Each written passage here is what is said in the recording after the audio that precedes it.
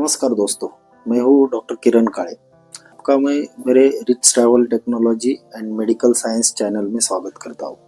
आज हम medical science के एक ऐसे सब्जेक्ट पे डिस्कस करेंगे जो कि भारत में लगभग हर साल में लाखों लोगों को इस डिसीज की लागत होती है और उससे हजारों लोगों की मृत्यु भी होती है। हम आज बात करेंगे डेंगू फीवर की। इसमें हम डेंगू फीवर कैसे फैलता है, उसका ट्रांसमिशन कैसे होता है, उसमें क्या क्या लक्षण दिखाई देते हैं और उसके क्या क्या ट्रीटमेंट है और हम घरगुती पद्धति से उसे कैसे रोक सकते हैं, इन सब की जानकारी डिटेल में ले लेंगे। तो अब हम देखते हैं आखिर ये डेंगू बुखार होता क्या है। डेंगू बुखार एक आम संचारी रोग है जिसकी मुख्य विशेषताएं है जिसमें तीव्र बुखार होता है, अत्यधिक शरीर दर्द होता है, सिर दर्द होता है। यह एक ऐसी बीमारी है जो काफ़ी होती है और समय समय पर इसे महामारी का रूप भी धारण कर लेती है। 1996 में दिल्ली और उत्तर भारत के कुछ भागों में इसकी महामारी फैली थी। वयस्कों के मुकाबले बच्चों में इस बीमारी की तीव्रता काफ़ी ज़्यादा अधिक होती है। यह बीमारी यूरोप महाद्वीप को छोड़कर, यानी कि जो शीत कटिबंध है, जो ठंडा प्रदेश है दुनिया का, उसको छोड़कर पूरी दुनिया में इसका फैलाव देखा जा चुका है। उदाहरण के तौर पर एक अनुमान के अनुसार प्रतिवर्ष पूरे विश्व में लगभग 2 करोड़ लोगों को डेंगू का बुखार होता है। अब हम देखते हैं डेंगू के कारण क्या होते हैं। यह जो डेंगू फीवर है वो आमतौर पर डेंगू वायरस यानी कि डेंगू के विषाणु द्वारा होता है, जिसके 4 टाइप्स होते हैं। Type 1 dengue, type 2, type 3 and type 4 dengue. आम भाषा में इस बीमारी को हड्डी तोड़ बुखार यानी कि ब्रेक बोन फीवर भी कहा जाता है, जिसमें जो रोगी है उसको अपनी हड्डियां टूटने जैसा दर्द महसूस होता है, इसलिए इसको ब्रेक बोन फीवर भी कहा जाता है। अब हम देखते हैं डेंगू फैलता कैसे है, यानी कि डेंगू का ट्रांसमिशन कैसे होता है। डेंगू जो कि मलेरिया की तरह ही डेंगू आमतौर पर मच्छरों के काटने से फैलता है। इन मच्छरों को ईडिस इजिप्टी भी कहा जाता है, जो काफ़ी बड़े से मच्छर होते हैं और काफ़ी ढीठ मच्छर होते हैं। जो नॉर्मल मच्छर होते हैं वो साधारणतः आपको रात को ही काटते हैं, पर ये जो एडिस इजिप्टी मच्छर होते हैं ये इतने साहसी होते हैं कि ये दिन भर में भी आपको काटते रहते हैं।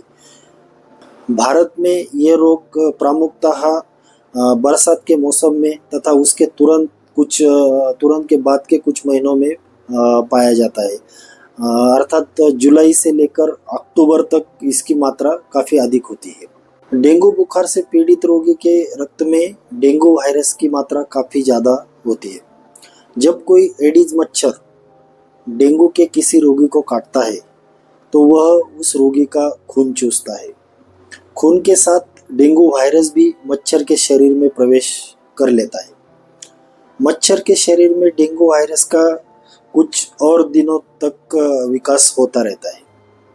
जब डेंगू वायरस युक्त मच्छर किसी अन्य स्वस्थ व्यक्ति को काटता है तो वह डेंगू वायरस उस व्यक्ति के शरीर में पहुंच जाता है।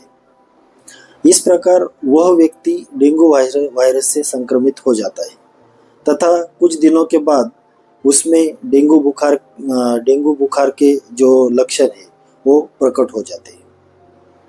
अब हम देखते हैं इस डेंगू बुखार का जो संक्रमण काल है वो कितने दिनों का होता है।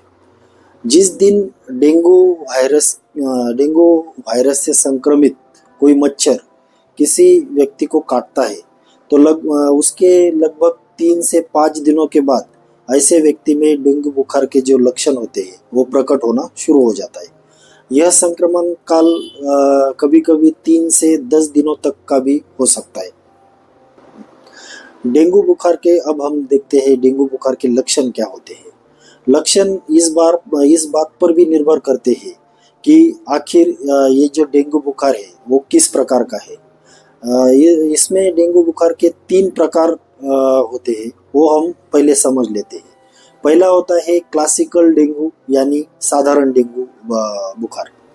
दूसरा होता है डेंगू हेमोरेजिक फीवर यानी कि जो जिसमें हेमरेज या रक्तस्राव होता है वो। तीसरा जो प्रकार होता है वो होता है डेंगू शॉक सिंड्रोम, इसको DSS भी बोलते हैं। क्लासिकल यानी साधारण डेंगू बुखार एक स्वयं से ठीक हो जाने वाली बीमारी है तथा इसमें मृत्यु का रेट भी काफ़ी कम है या नहीं भी है, मतलब इसमें मृत्यु नहीं होती है। लेकिन यदि DHF तथा DSS का तुरंत उपचार शुरू न किया गया तो ये काफ़ी बार जानलेवा भी सिद्ध होता है। इसलिए हमें ये पहचानना काफ़ी इम्पोर्टेंट होता है कि जो डेंगू का मरीज है उसे आखिर साधारण डेंगू बुखार है या DHF अथवा DSS है। तो फिर हम कैसे पता लगाए कि ये साधारण डेंगू बुखार है या DHS या DSS है? तो इसके लिए जो लक्षण होते हैं उनको काफ़ी बारीकी से देखना काफ़ी ज़रूरी होता है। जो क्लासिकल डेंगू बुखार है उसमें हमें जो लक्षण दिखाई देते हैं उसमें प्रमुख लक्षण है ठंड लगने के साथ साथ अचानक तेज बुखार चढ़ता है।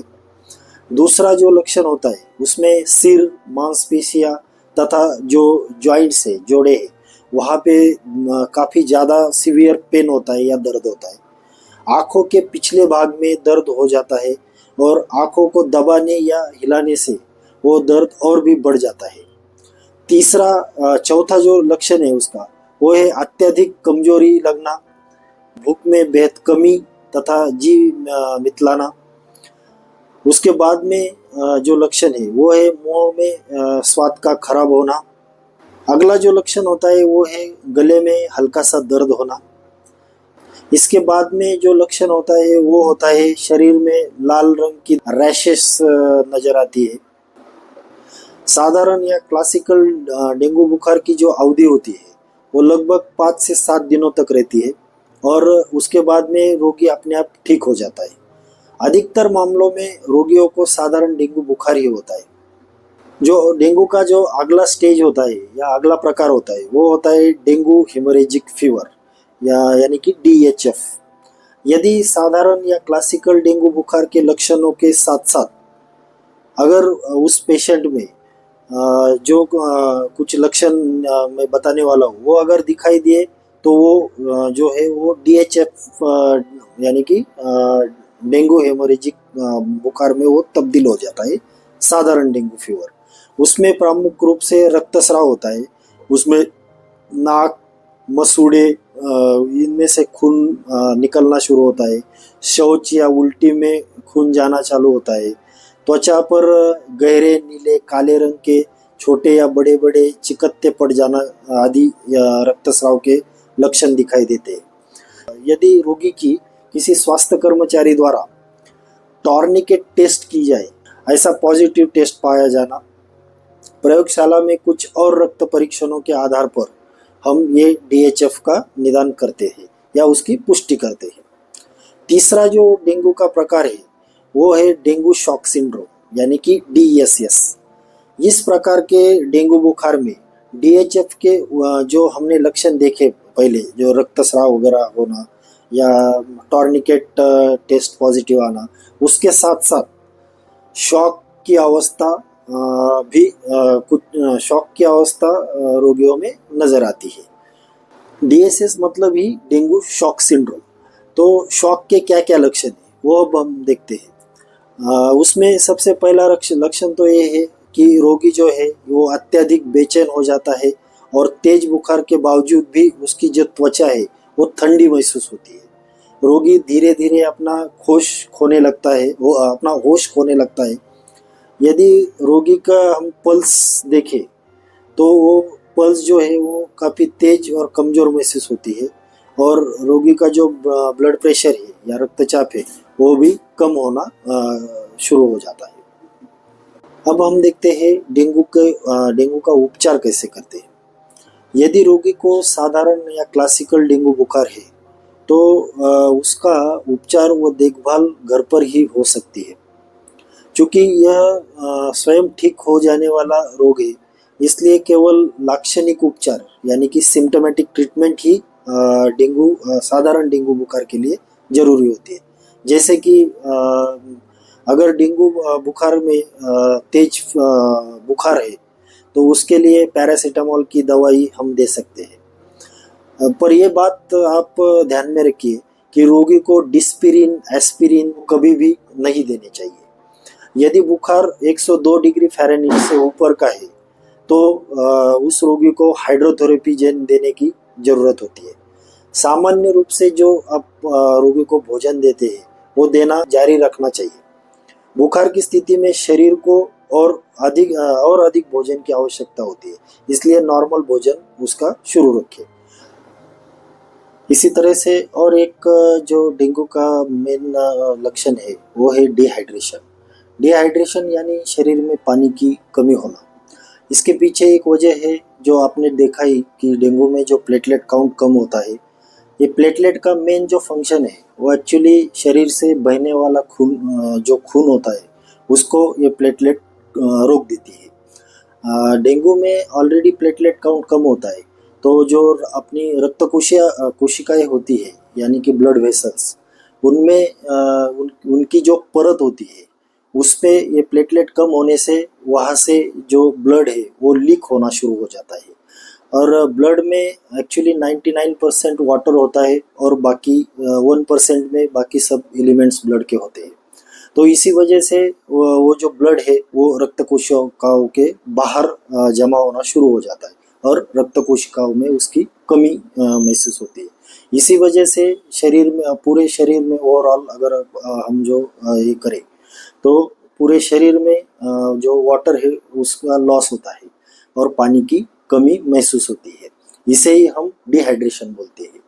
इस जो डिहाइड्रेशन है वो एक्चुअली काफ़ी डेंजरस साइन है, क्योंकि अगर वाटर की कमी होती है तो उसके साथ साथ बाकी जो अवयव है अपने बॉडी के, जैसे किडनी हो गया, ब्रेन हो गया, लीवर हो गया, इन अवयवों पे इफेक्ट करना ये डिहाइड्रेशन शुरू कर देता है। उसमें ज़्यादा तौर पर वो किडनी पे हैम्परिंग करता है। और डेंगू में मोस्टली जब सीवियर केस आगे बढ़ जाता है तो उसमें किडनी फेलियर के चांसेस काफ़ी ज़्यादा बढ़ जाते हैं। इसलिए हमें ये डिहाइड्रेशन को कम करना और शरीर में पानी का लेवल मेंटेन करना ये सबसे ज़रूरी और सबसे इम्पोर्टेंट ट्रीटमेंट का एक पार्ट होता है। इसके लिए आपको दिन भर में कम से कम 4 से 5 लीटर तक वाटर इनटेक जरूरी है। पानी के साथ साथ आप जो नारियल का पानी आता है वो भी बेस्ट है। आप दिन भर में 1 या 2 नारियल का जो नारियल से जो पानी निकलता है वो आप पी सकते हैं। उसके साथ साथ पानी में ORS का पाउडर मिला के वो भी आप ले सकते हैं। उसके साथ साथ चाय हो गया, कॉफ़ी हो गया, जो जो लिक्विड पदार्थ है उनका सेवन आप बढ़ा सकते हैं।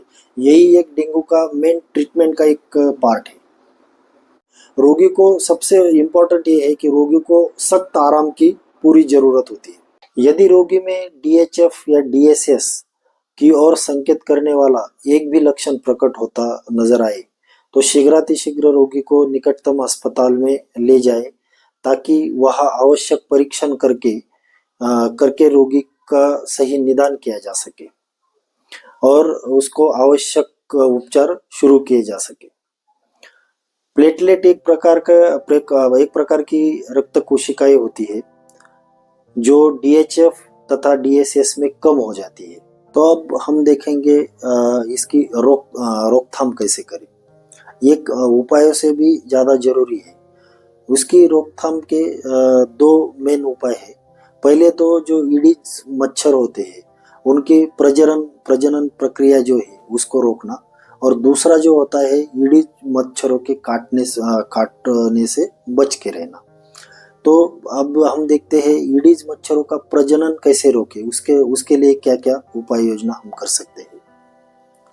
जो ईडिस मच्छर है वो केवल पानी के स्रोत में ही पैदा होते हैं, जैसे कि नालियाँ हो गई, गड्ढे हो गए, रूम कूलर्स हो गए, टूटी बोतलें हो गई, पुराने टायर्स हो गए, कुछ पुराने डिब्बे हो गए, तथा ऐसी ही कुछ वस्तुएं जिसमें पानी जो ठहरता है।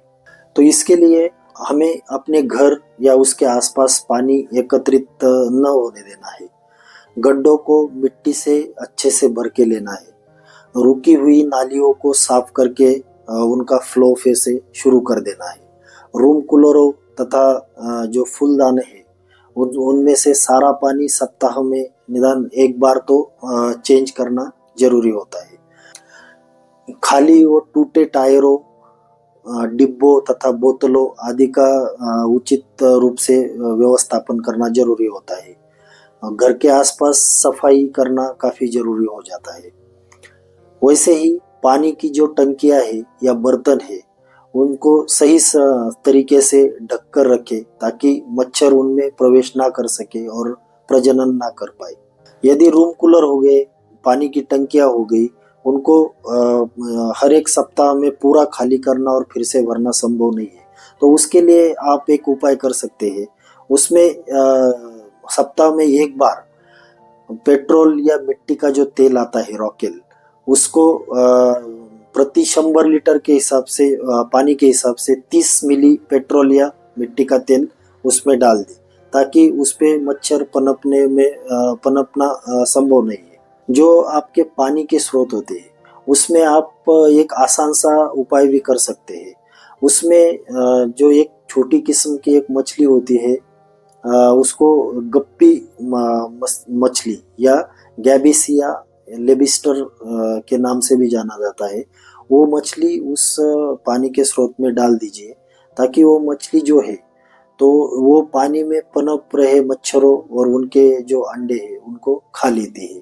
तो इससे मच्छरों की पैदावार में मतलब मच्छरों की पैदावार नहीं होती है। यदि आपको संभव हो तो खिड़कियों और दरवाजों पर जालियां लगा दें ताकि मच्छर घर के अंदर प्रवेश ना कर सके। मच्छरों को भगाने व मारने के लिए मच्छरनाशक क्रीम, स्प्रे, मैट्स, कॉइल्स आदि प्रयोग आप कर सकते हैं। जो गुग्गुल होता है उसके धुएं से भी मच्छर भागने में ये भी एक अच्छा देसी उपाय है।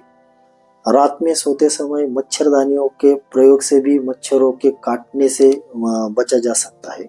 एक तेल आता है सिनेट्रोल तेल करके, तो उससे भी मच्छर भगाने में काफी ये प्रभावशाली है।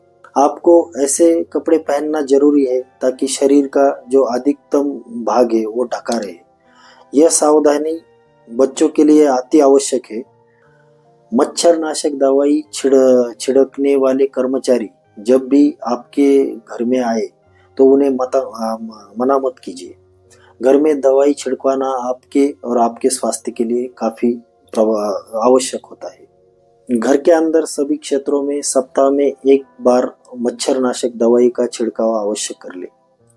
यह दवाई फोटो फ्रेम्स, पर्दों, कैलेंडर आदि के पीछे तथा घर के जो स्टोर रूम होता है वहाँ पे सभी कोनों में अवश्य छिड़के।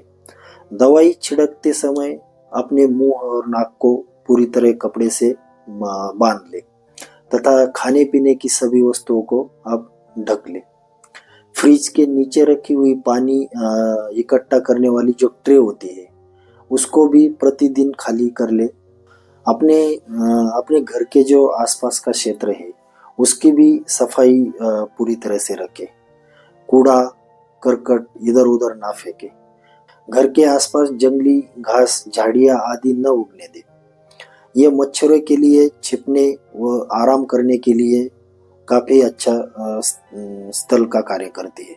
यदि आपको लगता है आपके क्षेत्र में मच्छरों की संख्या में अधिक वृद्धि हो गई हो या फिर बुखार से काफी लोग ग्रसित हैं, तो आपके स्थानीय स्वास्थ्य केंद्र, नगर पालिका, पंचायत केंद्र उसमें अवश्य सूचना कर दें। यह भी याद रखने योग्य बात है कि एडीज मच्छर दिन में भी काट सकते हैं, इसलिए इनके काटने से बचने के लिए दिन में भी आवश्यक सावधानियां बरतें। यदि किसी कारणवश दरवाजों, खिड़कियों पर जाली लगाना संभव नहीं है तो प्रतिदिन पूरे घर में पायरीथैम का जो घोल मिलता है उसका छिड़काव करें। डेंगू बुखार सर्वाधिक रूप से जुलाई से लेकर अक्टूबर माह के बीच की अवधि में होता है, क्योंकि इसी मौसम में मच्छरों के पनपने के लिए और उनके प्रजनन के लिए सही समय होता है।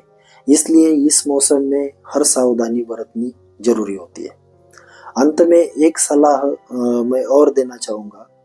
डेंगू बुखार से ग्रस्त रोगी को बीमारी के शुरू से 6-7 दिनों में मच्छरदानी से ढके हुए बिस्तर पर ही रखें, ताकि मच्छर उस तक ना पहुंच पाए, और इस उपाय से समाज के अन्य व्यक्तियों को भी डेंगू बुखार से बचाने के लिए सहायता मिल सकती है। यदि आपको कभी भी ऐसा लगे कि काफी व्यक्ति ऐसे बुखार से पीड़ित है जो डेंगू सदृश हो सकते हैं, तो शीघ्र स्थानिक स्वास्थ्य अधिकारियों को इसकी सूचना दे दें। ऐसा करने से डेंगू बुखार को महामारी का रूप धारण करने से पहले ही हम आवश्यक कदम उठाकर नियंत्रण में ला सके। धन्यवाद।